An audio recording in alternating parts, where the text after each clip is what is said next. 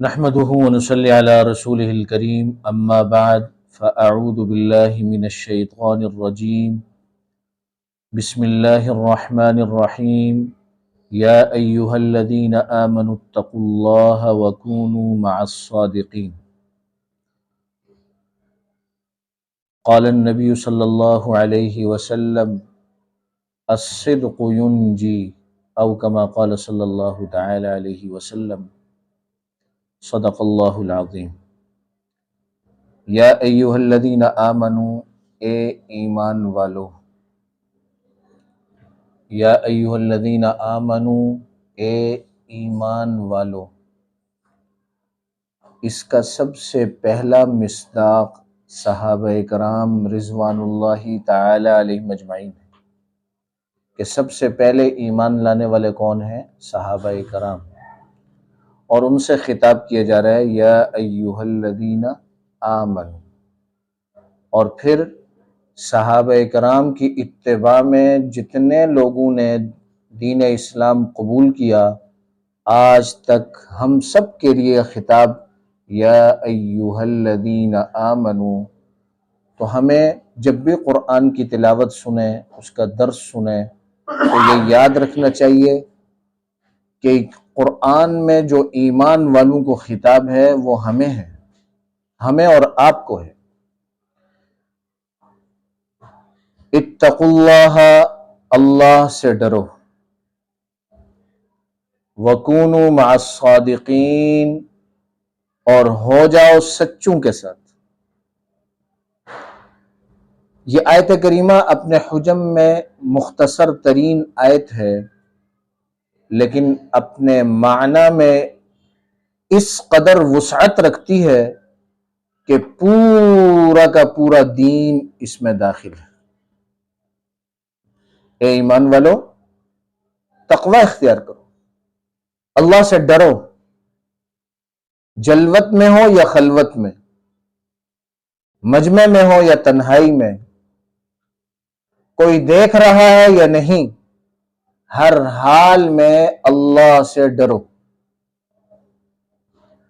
وَكُونُوا مَعَ الصَّادِقِينَ، اور سچوں کے ساتھ ہو جاؤ۔ یہاں کونوا مع الصادقین، صادقین صدق سے ہے، اور صدق عربی زبان کا لفظ ہے جس کا معنی ہے سچائی۔ کیا معنی ہے؟ سچائی۔ صدق کا معنی ہے سچائی، اور اللہ کے ہاں سچائی کی بہت قدر ہے، بلکہ اگر نبوت کے بعد دیکھا جائے تو نبوت کے بعد درجہ ہی صداقت کا ہے۔ اولئک الذین انعم اللہ علیہم، اللہ رب العزت نے ان لوگوں پر انعامات کیے، من النبیین والصدیقین والشہداء والصالحین، نبیوں پر اور صدیقین پر۔ اور اس صدق کی جو ضد ہے وہ کذب ہے، جھوٹ، جس جھوٹ کے بارے میں دین اسلام کا رویہ انتہائی سخت ہے۔ دین اسلام کو سخت نفرت ہے جھوٹ سے۔ اس آیت کریمہ میں ایک طرف تو اللہ رب العزت نے تقوی کا درس دیا، اللہ سے ڈرنے کا درس دیا، اور دوسری طرف سچوں کے ساتھ ہو جاؤ، اس بات کی طرف اشارہ کیا کہ کوئی شخص اس وقت تک کامل نہیں ہو سکتا جب تک کسی کامل کی صحبت اختیار نہ کر۔ کسی شخص میں کوئی بھی کمال ہے، وہ کمال بغیر کامل کی صحبت اختیار کیے ہوئے حاصل نہیں ہو سکتا۔ چنانچہ اگر ہم دیکھیں تو صحابہ کرام کو جو صحابیت کا رتبہ ملا ہے، جو شرف ملا ہے، یہ نبی علیہ الصلوۃ والسلام کی صحبت کی وجہ سے ملا، نبی علیہ الصلوۃ والسلام کی ماہیت کی وجہ سے ملا، اور اتنا بڑا درجہ اور مقام ملا کہ کائنات کے سارے غوث، سارے کتب، سارے ابدال، سارے اولیاء، سارے علماء، سارے اتقیاء مل جائیں تو کسی ایک ادنا صحابی کے درجے تک نہیں پہنچ سکتے۔ یہ اتنا بڑا شرف ہے، اور یہ شرف ملا کس پر ہے؟ نبی علیہ الصلوۃ والسلام کی صحبت کی وجہ سے۔ قرآن مجید یہاں بتلا رہا ہے کونوا مع الصادقین، سچوں کے ساتھ ہو جائے۔ اب یہ سچے کون ہیں؟ اگر ہم اس آیت سے پچھلی آیت کو اگر دیکھیں تو اللہ رب العزت نے پچھلی آیت میں 3 صحابہ کرام کا تذکرہ فرمایا، پوری توجہ کے ساتھ 3 صحابہ کرام کا تذکرہ فرمایا۔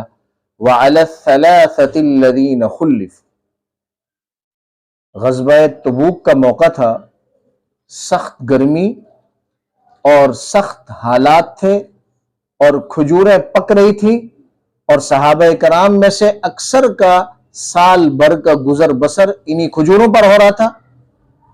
نبی علیہ الصلوۃ والسلام نے حکم دیا کہ تبوک کی طرف روانہ ہونا،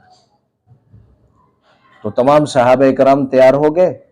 منافقین کی ایک بڑی جماعت اس جہاد میں شریک نہیں ہوئی، ان کی تعداد مفسرین نے 80 لکھی، اور 3 صحابہ کرام کعب بن مالک، مرارہ بن ربیع اور حلال ابن امیہ رضی اللہ تعالی عنہم، یہ 3 صحابہ کرام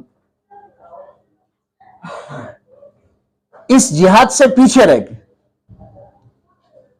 اور کعب بن مالک کہتے کہ میں بار بار ارادہ کرتا کہ آج نکل جاؤں گا، کل نکل جاؤں گا، آج نکل جاؤں گا، کل نکل جاؤں گا، لیکن نہیں جا سکا، رہ گیا۔ یہاں تک کہ نبی کریم صلی اللہ علیہ وسلم جہاد سے واپس آئے، اور کعب بن مالک کہتے ہیں کہ میں جب مدینہ میں نکلتا تو ہر طرف دیکھتا یا تو کوئی معذور نظر آ رہا ہے، یا کوئی بیمار نظر آ رہا ہے، یا منافقین نظر آ رہے ہیں کہ جو نبی علیہ الصلوۃ والسلام کے ساتھ نہیں گئے، تو میں بڑا شرمسار ہوتا۔ نبی علیہ الصلوۃ والسلام واپس تشریف لائے، منافقین نے قسمیں کھائیں، اور قسمیں کھا کر کہا کہ یہ عذر تھا، یہ عذر تھا۔ اللہ کے محبوب پیغمبر نے ان کی ظاہری قسموں پر فیصلہ فرما کے انہیں درگزر فرما دیا، لیکن یہ 3 صحابہ کرام، انہوں نے آ کر اللہ کے محبوب پیغمبر سے سچ بات کہی کہ کوئی عذر نہیں تھا، بس ہم رہ گئے اس جہاد۔ نبی کریم صلی اللہ علیہ وسلم نے تینوں صحابہ کرام سے کہا کہ جب تک میرا کوئی دوسرا حکم نہ آئے یہاں میرے پاس سے اٹھ کر چلے جاؤ، اور صحابہ کرام سے کہا کہ ان تینوں کے ساتھ بات نہیں کرنی۔ تینوں صحابہ کرام اس قدر پریشان، جس سے بات کرنا چاہیں وہ بات نہ کرے، جس کے پاس جاتے ہیں وہ منہ پھیر لیتے ہیں۔ اس طرح 40 دن بیت گئے۔ 40 دن کے بعد نبی کریم صلی اللہ علیہ وسلم ایک صحابی کے ساتھ، مالک کعب بن مالک کہتے ہیں کہ میری طرف آئے، میں متوجہ ہوا تو صحابی کہنے لگے کہ اللہ کے محبوب پیغمبر فرماتے ہیں کہ اپنی عورت کے قریب مت جانا، اسے چھوڑ دو۔ کہا طلاق دے دوں؟ کہا نہیں، بس اس کے قریب مت جائے۔ کعب بن مالک نے اپنی خاتون سے کہا کہ اپنی میکے چلے جاؤ۔ حلال ابن امیہ بوڑھے صحابی تھے، ان کی خاتون کو جب یہ پتہ چلا، نظر بھی کمزور تھی، ان کی خاتون کو جب یہ پتہ چلا تو بڑی روئی کہ اللہ کے نبی، حلال ابن امیہ تو ساری رات رو رہے ہیں، 40 دن سے رو رہے ہیں کہ سزا بڑی سخت، نبی بات نہیں کر رہے، صحابہ کرام بات نہیں کر رہے، سزا سخت ہے۔ تو آپ اجازت دے دیں کہ یہ بوڑھے ہیں تاکہ میں ان کی خدمت کر سکوں، آپ اس بات کی اجازت دیتے۔ نبی علیہ الصلوۃ والسلام نے اجازت مرحمت فرمائی۔ کعب بن مالک رضی اللہ تعالیٰ عنہ کو دیگر صحابہ کرام نے مشورہ دیا کہ آپ بھی اجازت لے لیں، کہتے ہیں کہ میں نے اجازت نہیں لی۔ 50 دن گزر گئے۔ 50ویں دن رات کے وقت وحی نازل ہوئی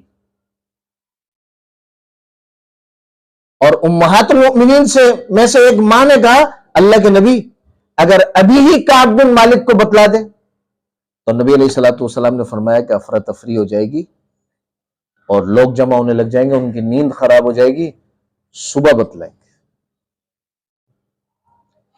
فجر میں نبی کریم صلی اللہ علیہ وسلم نے جب یہ بشارت کا اعلان کیا تو اب صحابہ کرام ان کی طرف دوڑے کہ ان کو اطلاع کریں۔ ان دوڑنے والوں میں تیز رفتار دوڑنے والے دو تھے جو آگے بڑھے کہ اطلاع کریں، خوشخبری سنائے۔ ایک حضرت عمر رضی اللہ تعالیٰ عنہ، ایک جناب صدیق اکبر رضی اللہ تعالیٰ عنہ۔ حضرت عمر رضی اللہ تعالیٰ عنہ ابھی پہنچنے والے تھے کہ اس سے پہلے کعب بن مالک کے کانوں میں آواز آئی کہ کعب بن مالک، تمہیں اور تمہارے ساتھیوں کو خوشخبری ہو کہ تمہاری توبہ قبول ہو۔ مفسرین لکھتے ہیں کہ یہ آواز جناب صدیق اکبر رضی اللہ تعالیٰ عنہ۔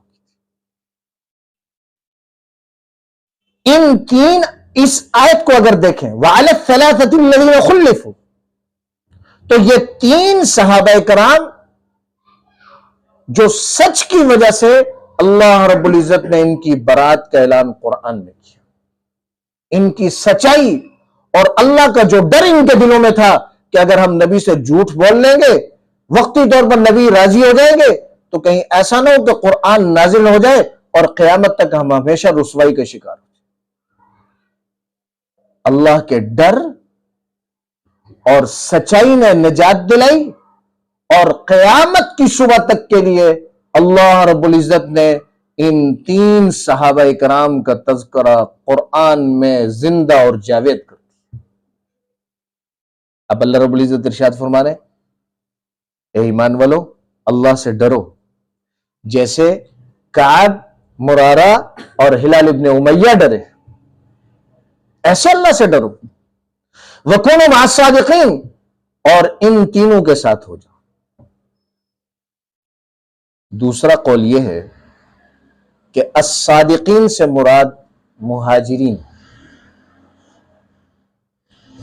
کیونکہ سورہ حشر میں للفقراء المہاجرین، یہ آیت للفقراء سے شروع ہو رہی ہے، یہاں مہاجرین کا تذکرہ ہے، اور اس آیت کے اختتام پہ اللہ رب العزت نے ارشاد فرمایا اولئک هم الصادقون۔ تو الصادقین سے مراد مہاجرین صحابہ کرام ہیں۔ اللہ ارشاد فرما رہے ہیں کونوا مع الصادقین، ان مہاجرین صحابہ کرام کے ساتھ ہو جائے۔ اور تیسرا قول ابن عباس اور ابن عمر رضی اللہ تعالی عنہما کا یہ ہے کہ کونوا مع الصادقین، سچوں کے ساتھ ہو جاؤ، یعنی ابو بکر و عمر کے ساتھ ہو جاؤ رضی اللہ تعالی عنہما کے ساتھ۔ اور ابن عباس رضی اللہ تعالی عنہ کا ایک قول یہ ہے کہ الصادقین سے مراد حضرت علی رضی اللہ تعالی عنہ، کہ حضرت علی رضی اللہ تعالی عنہ کے ساتھ ہو جاؤ۔ اور اسی طریقے سے سعید بن جبیر رحمہ اللہ وہ فرماتے ہیں کہ کونوا مع الصادقین، سچوں کے ساتھ ہو جاؤ، یعنی ابو بکر و عمر کے ساتھ ہو جاؤ۔ حضرت ضحاک فرماتے ہیں کہ سچوں کے ساتھ ہو جاؤ یعنی ابو بکر اور عمر اور ان کے ماننے والوں کے ساتھ ہو جاؤ۔ تو گویا یہ آیت کریمہ درس دے رہی ہے کہ ہمیں اللہ سے ڈرنا بھی چاہیے اور سچوں کے ساتھ ہونا بھی چاہیے۔ اس وقت سچے کون تھے؟ صحابہ کرام۔ اور آج سچے کون ہیں؟ صحابہ کرام کی اتباع کرنے والے۔ چنانچہ جب تک ہم سچوں کی صحبت میں نہیں آئیں گے،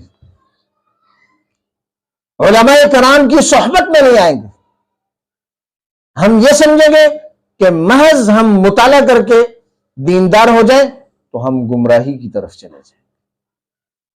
گمراہی سے بچنے کے لیے قرآن مجید کا جو یہ حکم ہے، کونوا مع الصادقین، کہ سچوں کے ساتھ ہو جاؤ، سچی جماعت کے ساتھ ہو جاؤ تاکہ گمراہی سے بچ جاؤ۔